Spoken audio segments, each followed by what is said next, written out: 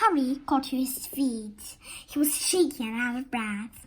Ron was standing there with his wand still raised, staring at what he had done.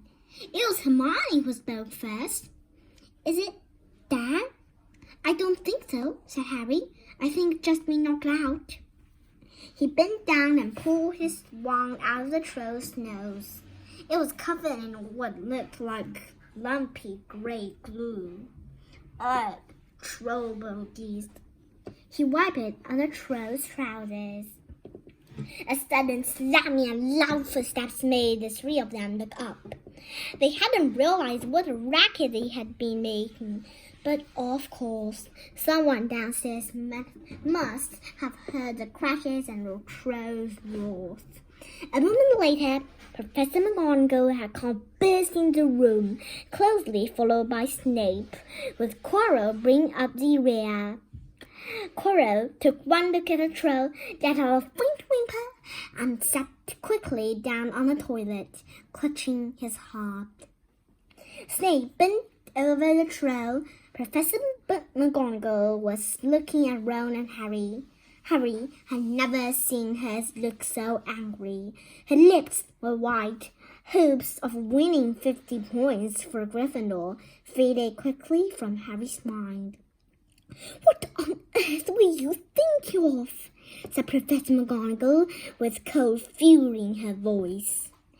Harry looked at Ron, who was still standing with his wand in the air. "You're lucky you weren't killed. Why are you in your dormitory?" Snape gave Harry a swift, piercing look. Harry looked at the floor. He wished Ron would put his wand down. Then a small voice came out of the shadows.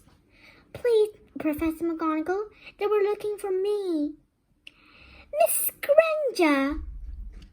Hermione had managed to get to her feet at last. "I went looking for the troll because I thought I could deal with it on my own, because I've read all about them." Ron dropped his wand. Hermione Granger telling a downright lie to a teacher. "If they hadn't found me, I'd be dead now." Harry stuck his wand up its nose and Ron knocked it out with its own club. They didn't have time to come and fetch anyone. It was about to finish me off when they arrived. Newt Gambit's Guide to Trolls. Warning! Trolls are bad-tempered, ill-mannered, unpleasant creatures with little intelligence and no personality. They have a fondness for new flesh and will gladly eat humans. Tiny, a troll brain. Forest troll. Inside a troll's brain. Mind. Nose-picking kittens keep thinking it's Tuesday. Violence. Food. Mountain troll. Trolls are characterized by their large size and prodigious strength. They possess thick skin, often covered in horny growths or cobbles, which litter the floor of troll caves. Troll clack, troll weed, often found hovering above trolls. Feed on troll earwax. Harry and Ron tried to look as though this story wasn't new to them.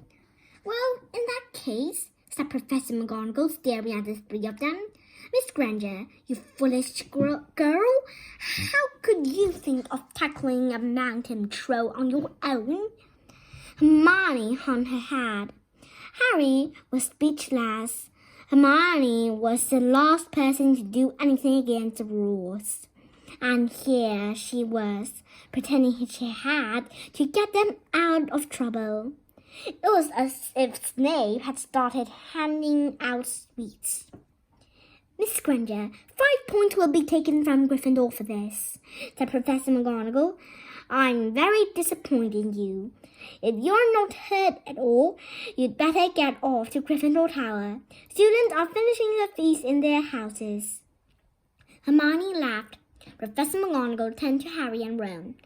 Well, I still say you were lucky, but not many first years could have taken on a full-grown mountain troll.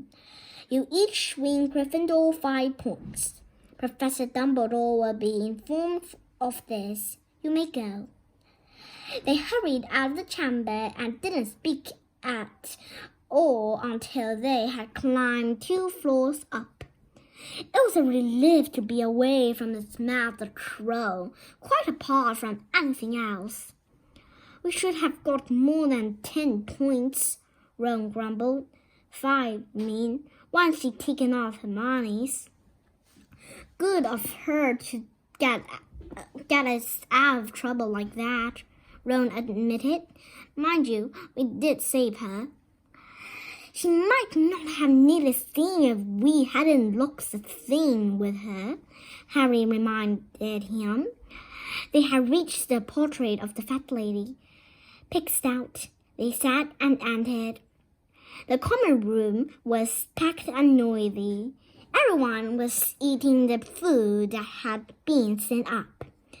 Hermione, however, stood alone by the door, waiting for them.